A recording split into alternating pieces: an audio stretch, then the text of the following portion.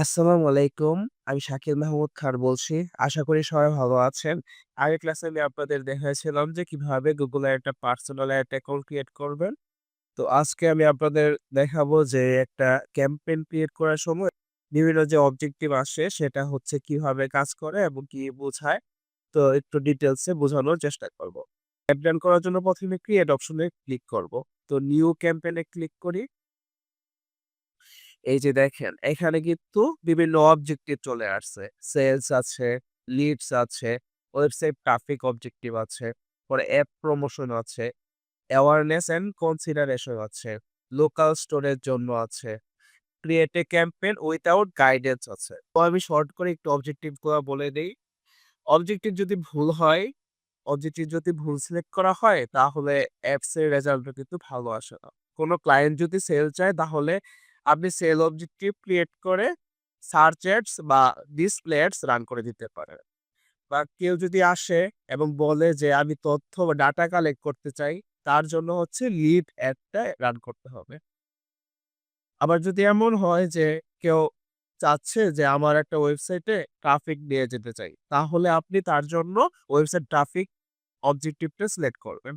কেউ যদি app promotion করতে চায় তাহলে তার জন্য আপনি অ্যাপ প্রমোশনের অবজেক্টিভটা সিলেক্ট করবেন। যদি বিজনেসে যদি এমন হয় যে নতুন সার্ভিস দিচ্ছে বা নতুন প্রোডাক্ট যেটা তেমন কেউ চেনে না, তখন সেই সার্ভিসটা নিয়ে জানানোর জন্য বা ব্র্যান্ডিং এর জন্য হচ্ছে অ্যাওয়ারনেস অবজেক্টিভটা সিলেক্ট করবেন। যদি হয় যে আমার দোকান আছে গলির ভেতরে, কেউ সেটার লোকেশন চেনে না, যেন সেটা মানুষ চিনে। যেন সেটা মানুষ চিনে, তখন হচ্ছে যে অ্যাড রান করা হয় এবং যে অবজেক্টিভটা সিলেক্ট করা হয়, সেটার ক্ষেত্রে লোকাল স্টোর ভিজিটের এই অবজেক্টিভটা সিলেক্ট করতে পারি। কেউ এমন হয় যে ভিডিও অ্যাডস রান করবে, যেমন স্কিপেবল অ্যাডস আছে, নন স্কিপেবল অ্যাডস আছে বা ইনফিড অ্যাডস আছে। তখন আমরা তার জন্য create a campaign without guidance এই অবজেক্টিভটা সিলেক্ট করব। হচ্ছে ট্রাফিক অ্যাডটা রান করব, তাই আমি হচ্ছে ওয়েবসাইট ট্রাফিক অবজেক্টিভটা সিলেক্ট করছি। দেখেন এখন কিন্তু বিভিন্ন ক্যাম্পেইন টাইপও আছে। এখানে কিন্তু বিভিন্ন ক্যাম্পেইন টাইপ শো করতেছে। আমি কিন্তু এটা আগেই বলছিলাম। বিভিন্ন ক্যাম্পেইন টাইপ আছে, যেমন সার্চ ক্যাম্পেইন আছে, পারফরম্যান্স ম্যাক্স ক্যাম্পেইন আছে, ডিমান্ড জেন ক্যাম্পেইন আছে, ডিসপ্লে ক্যাম্পেইন আছে, শপিং ক্যাম্পেইন আছে, ভিডিও ক্যাম্পেইন আছে। আমরা যদি সার্চ ক্যাম্পেইন, ডিসপ্লে ক্যাম্পেইন এবং ভিডিও ক্যাম্পেইন এই ৩ টা যদি মোটামুটি শিখি, তাহলে হচ্ছে পারফরম্যান্স ম্যাক্স ক্যাম্পেইনটাও শিখা হয়ে যাবে এবং ডিমান্ড জেন ক্যাম্পেইনটাও মোটামুটি শিখা হয়ে যাবে। তবে শপিং অ্যাডসটা বর্তমানে স্টপ আছে।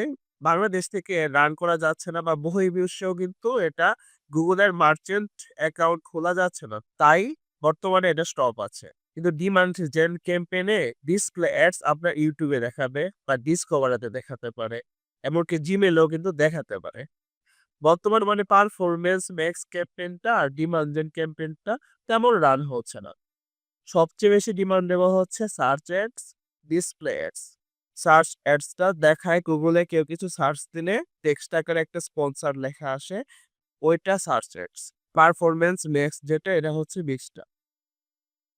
ডিসপ্লে অ্যাড যেটা আছে সেটা হচ্ছে ওয়েবসাইটের ভিতরে দেখায়, অ্যাপস এর মধ্যেও কিন্তু এটা দেখায়। আবার ইমেইলের মধ্যেও দেখায়। শপিং অ্যাডস যেটা আছে এটা আমি একটু দেখাই যে কেমন হয়। একটু সার্চ করি। Shopping ads. দেখেন, এটা কিন্তু এই যে এরকম দেখায়। এটা কিন্তু এরকম দেখাবে। শপিং অ্যাডসটা মূলত এরকম দেখাবে। এগুলো হচ্ছে শপিং অ্যাডস। মার্চেন্ট সেন্টারে অ্যাকাউন্ট খুললে একটা শপিং অ্যাডস রান করতে পারবেন। Google প্ল্যাটফর্মেই আপনার এই প্রোডাক্ট গুলো শো করাইতে পারবেন। যদিও এটা এই মুহূর্তে এভেইলেবল নাই। আর ভিডিও অ্যাডস যেটা আছে সেটা হচ্ছে skippable ads, non skippable ads, infeed ad এগুলো হচ্ছে ভিডিও অ্যাডস। ইমার্জেন্ট যেটা আছে সেটা হচ্ছে YouTube এর বা Gmail এর অ্যাডস গুলাই। যেগুলো হচ্ছে এই অ্যাডস এর মাধ্যমে দেখতে পারবেন। তবে এটা কিন্তু একেবারেই নিউ। তবে আমরা বেসিক্যালি সার্চ অ্যাডসটাই রান করব। সার্চ অ্যাডস এর জন্য আপনাকে ভালোভাবে কিওয়ার্ড রিসার্চ করতে হবে। যে যত ভালোভাবে কিওয়ার্ড রিসার্চ করতে পারবেন, তত ভালো সার্চ অ্যাডস এর রেজাল্ট পাবেন। কিন্তু এই কিওয়ার্ড রিসার্চটা কেন জরুরি? কারণ আমি যদি একটু সার্চ করি যে আমি যদি একটু সার্চ করি ক্যাট ফুড ইট ইউএসএ, দেখেন এইখানে কিন্তু স্পন্সর লেখা আসছে। এইখানেও আসছে, এইখানেও আসছে। দেখেন মোটামুটি কিন্তু স্পন্সর লেখা আসছে। আমি যখন ক্যাট ফুড ইন ইউএসএ লিখে সার্চ করছি তখন হচ্ছে বিভিন্ন ক্যাট ফুড রিলেটেড বিভিন্ন ওয়েবসাইট চলে আসছে।